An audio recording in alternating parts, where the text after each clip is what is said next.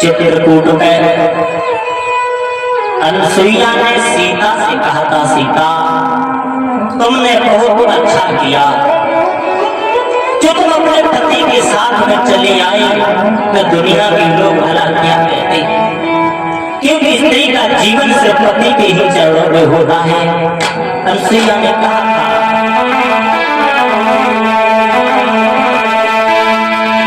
कि शुभ कर्म करने चाहिए अशुभ गति के लिए,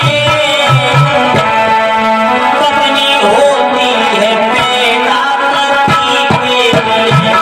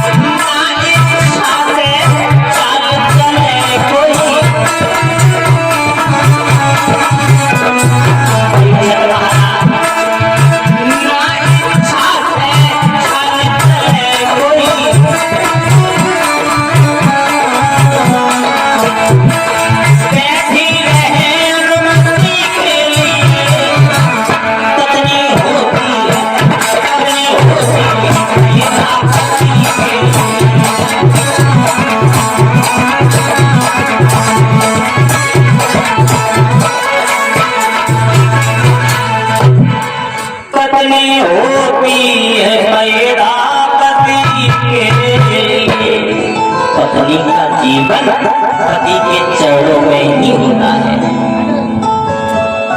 और जो पत्नियां अपने पति से हित नहीं करती हैं, अपने पतियों से नफरत करती हैं, उनका जीवन नहीं होता बल्कि नरक में बदल जाता है। परदेश में बेझेले कष्ट अपार, और जो नारी घर में रहे तो जीवन है धिक्कार। पति के शरीर के ऊपर मुसीबत है और पत्नी घर में मौज कर रही है तो उसका मौज करना अच्छा नहीं है। और आज की तो अगर बात करी जाए तो आजकल की हमारी माताएं बहनें जो हैं बड़ी पतिव्रता है, बहुत बड़ी पतिव्रता। आज की जो आधुनिक स्त्री है अपने पति से बहुत हित करती है, बहुत। कब तक गिने चुके दिन परीक्षित महाराज, कब तक?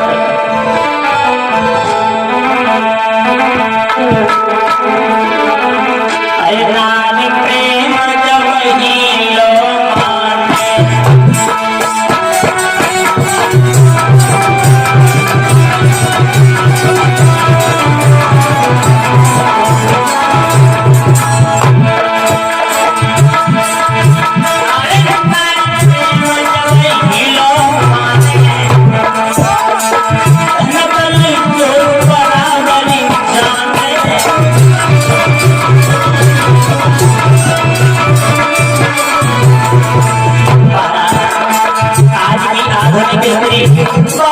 करती है जब तक शरीर में शक्ति पैसा।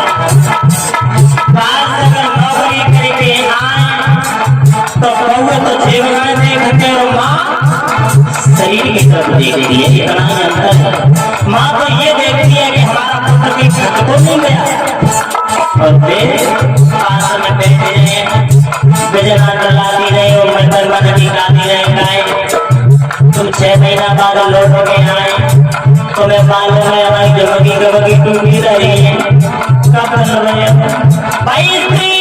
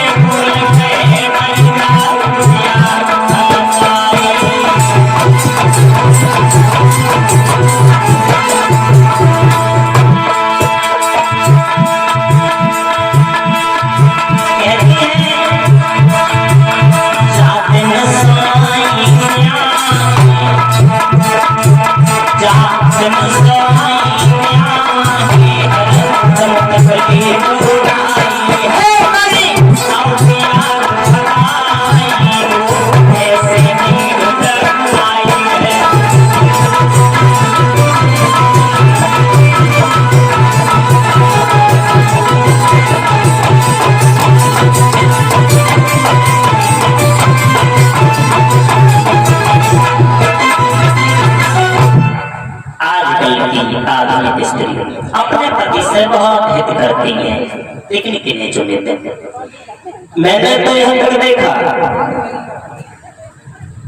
एक स्त्री अपने पति से बोली, एक स्त्री अपने पति से बोली, तुम सारे दिन घूमते रहते हो, सारे दिन घूमते रहते हो, कुछ करके तो देखो।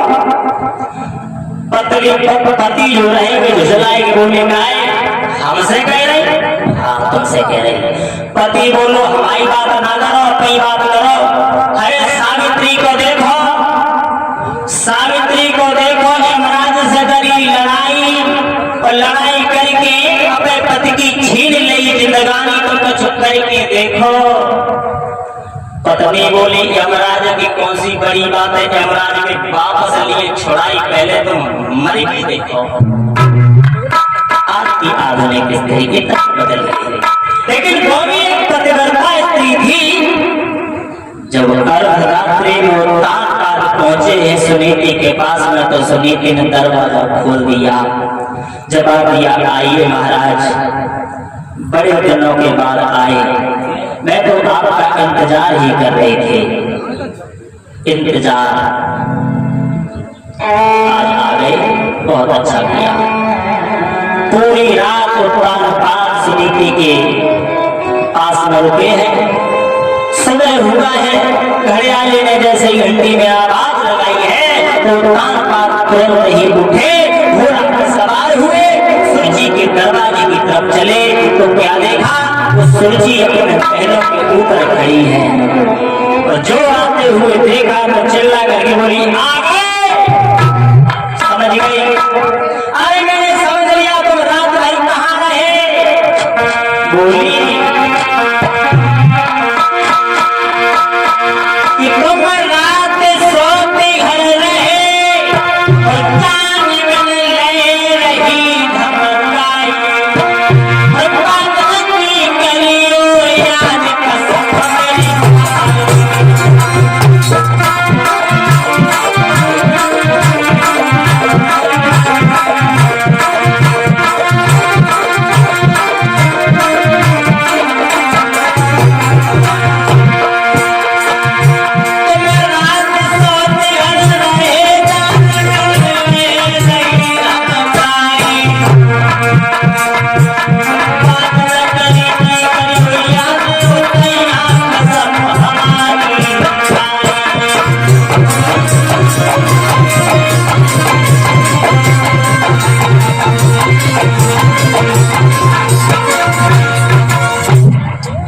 जवाब दिया तुम्हें नहीं मालूम, तुमने उस दिन हमारी कसम खाई और आज तुम सौदे के दरवाजे पर चले गए। उत्तान ने विचार किया, अगर मैं धोखे से दब गया तो ये स्त्री हमें दबा देगी। दबे नहीं, हाथ में तलवार चिल्ला करके बोली जब उसी की बात, कहीं भी जाता हूँ मम्मी हमारी बड़ी वाली की बात। अरे रात भर तेरे द्वार पर पड़े रहे, आवाज लगाते रहे, तूने दरवाजा नहीं खोला, और हम उल्टा दोष लगा रही है। बड़ी रानी की तुझे ज्यादा चिंता है, तो ये तलवार उठा करके मार दो उसे, तेरे जीवन का कांटा निकल जाएगा। सुरजी ने विचार किया, तो ये नाराज होते जा रहे, बात बिगड़ जाएगी। शांत होगी, जवाब दिया महाराज मैं तो वैसे ही कर रही थी, मुझे पूर्ण विश्वास है भाई तुम क्यों जाओगे, तुम्हारी आदत ही नहीं है जाने की, तुम बिल्कुल नहीं गए। आओ महाराज आओ। कलाई को पकड़ा, महलों में जाकर के पहुंचे। उसी रात में अपनी रानी के पास में बैठे थे। एक दिन के अंतराल से उसी दिन से दोनों रानियों ने गर्भ धारण किया। गर्भ धारण किया है तो समय धीरे धीरे बढ़ने लगा। जिस घड़ी का इंतजार था महाराज उत्तान पाठ को, वो घड़ी नजदीक आने लगी, लेकिन थोड़ा अंतर हो गया। एक रानी ने गर्भ धारण किया है तो उसके पास में एक नहीं अनेकों दासियां हैं। सूर्य जी के पास में इतनी दासियां हैं, कोई हाथ दबा रही है, कोई पैर दबा रही है, कोई सिर दबा रही है, किसी दासी को जगह ना मिले, दासी कोई दबाए नहीं। तो सूर्य जी के पास में कोई नहीं था, कोई नहीं था कि एक ने किया उस दिन से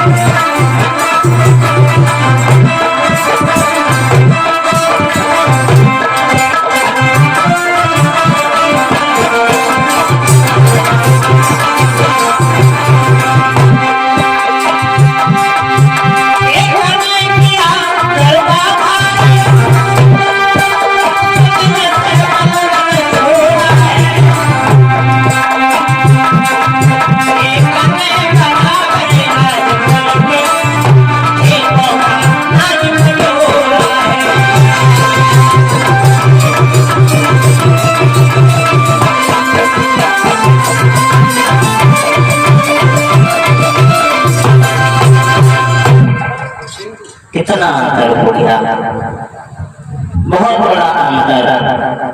अब सोचने की बात है, उनके सूर्य के पास में अनेक दासियां हैं और सुनीति के पास में कोई नहीं था, तभी वो अपना जीवन यापन कर रही है। धीरे धीरे समय नजदीक आ गया, दोनों रानियों के गर्भ से 2 पुत्र पैदा हुए।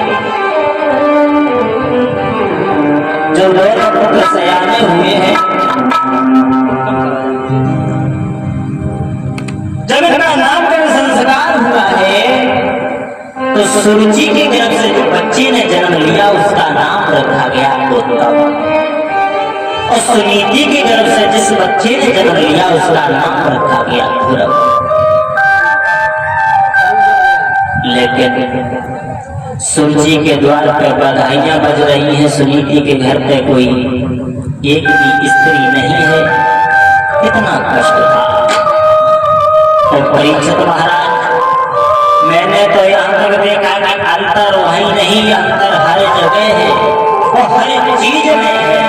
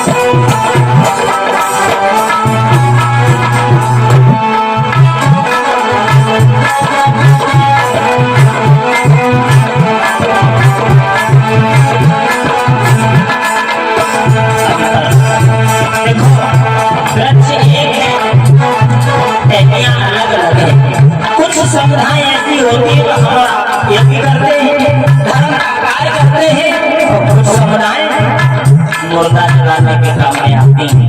कितना बड़ा अंतर है, वृक्ष एक अंतर है।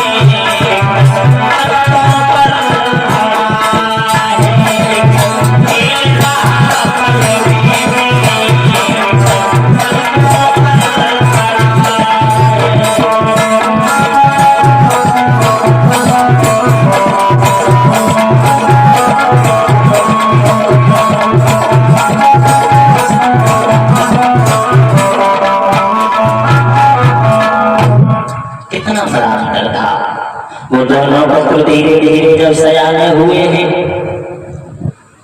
दोनों पुत्र धीरे धीरे सयाने हुए तो अपने घर में खेलते हैं। लेकिन एक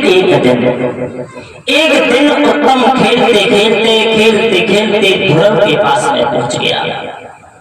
जब ध्रुव के पास में पहुंचा है तो ध्रुव ने पूछ लिया, भैया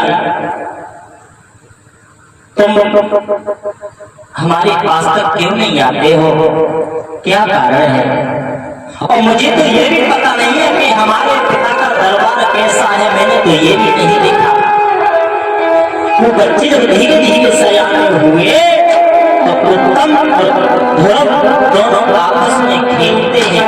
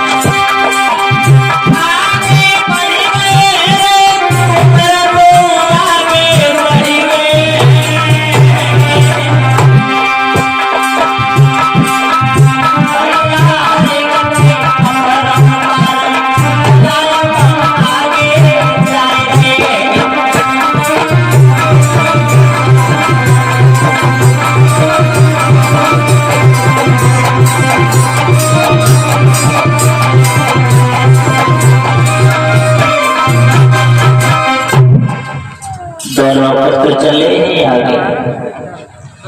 जब दोनों पुत्र आगे जा रहे हैं, पिताजी के दरबार में पहुंचे उत्तान बाबा देखा कि आज तो हमारे दोनों पुत्र हमारे सामने।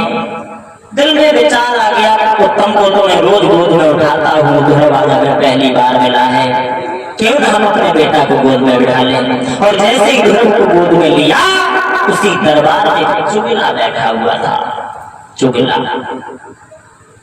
चुगला चूक तो है नहीं, गाय कहो चाहे रोए, घर घर फूट कराए दे, करे एक के दो। उसी दरबार में चुगला बैठा हुआ था। तगड़े पैरों को उठा और सुरजी के पास में पहुंच गया। आवाज आई, महारानी गजब हो गया। मतलब अरे मतलब ये है, आज से पहले तुमने जो नहीं देखा वो आज तुम्हें देखने के लिए मिलेगा, चलो मेरे साथ। सुरजी बोली, क्या कह रहे हो? चुगला बोला, तुम्हें नहीं मालूम, तुम्हारे महाराज ने तुम्हारी सौत का पुत्र गोद में ले लिया और तुम यहाँ बैठी हो। जो इतने शब्द सुने तो सुरजी तुरंत ही चली अपने महाराज के पास में।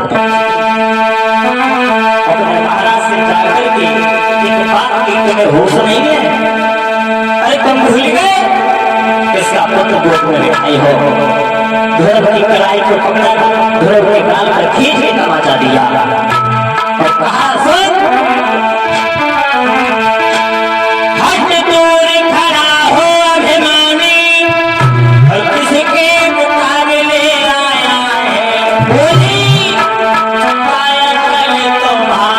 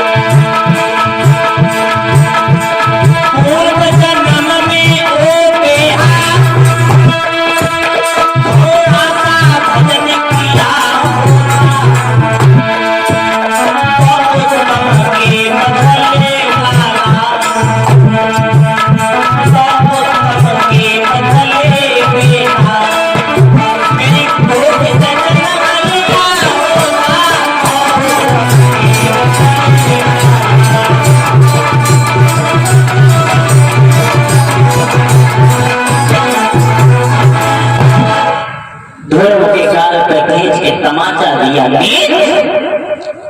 तुझे यही बताने में कहा अपने महाराज से बोली तुम्हारी बुद्धि में कीड़े पड़ गए।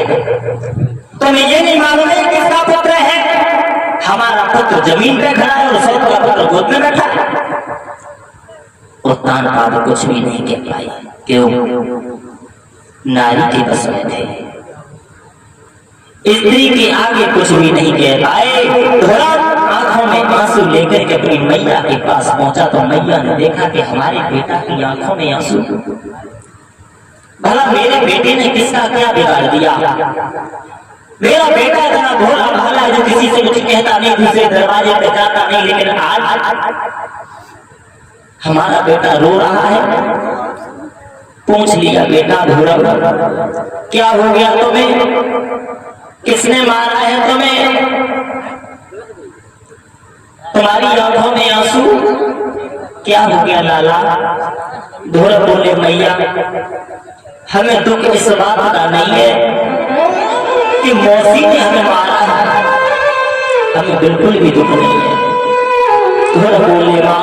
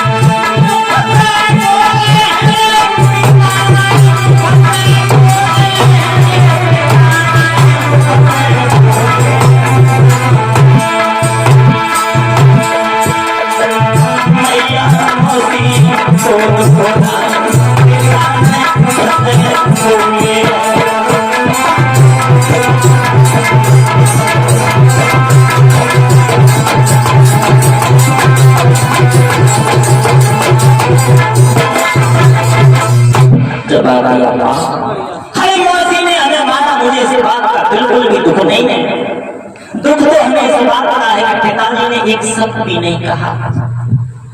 सुनीति बोली लाला तुम्हारे पिता होते तब तो बोलते। ध्रुव बोले मैया फिर हमारे पिता कौन है? अरे मुझे तो यही पता नहीं मेरे पिता कौन है। सुनीति बोली लाला तुम्हारे पिता जंगल में रहते हैं। अरे मतलब ये है तुम्हारे पिता जो है जंगल में रहते हैं, भजन करने के बाद में रहते हैं। ध्रुव बोले मैया अरे तूने आज तक हमें नहीं बताया, मैं जाऊंगा अपने पिता से मिल के आऊंगा। सुनीति ने विचार किया भला अब हमने ऐसी बात कह दी है तो अब हमारा पुत्र मानेगा नहीं। ध्रुव बोले मैया मैं जा रहा हूँ। सुनीति बोली लाला अभी नहीं, अभी तुम छोटे और थोड़े से और सयाने हो जाओ तब चले जाना। मैंने तो तुमसे ऐसे ही कह दिया वो घर में जंगल में रहते हैं। ध्रुव कहने लगे भैया अरे हमें गंदी नाली से निकालने के बाद और दोबारा काशी में फिर डाल नहीं जाऊंगा और जाकर के अपने पिता से मिल के आऊंगा। घर से कदम बाहर रखा, सुनी थी आंखों में आंसू लेकर के बोली है लाला तुम एक काम करो भोजन कर लो तब चले जाना। थोड़ा बोले भैया मुझे भूख नहीं है मैं जा रहा हूँ, लौट करके आऊंगा। लौट करके भगवान का गुणगान करते हुए वो घोड़ा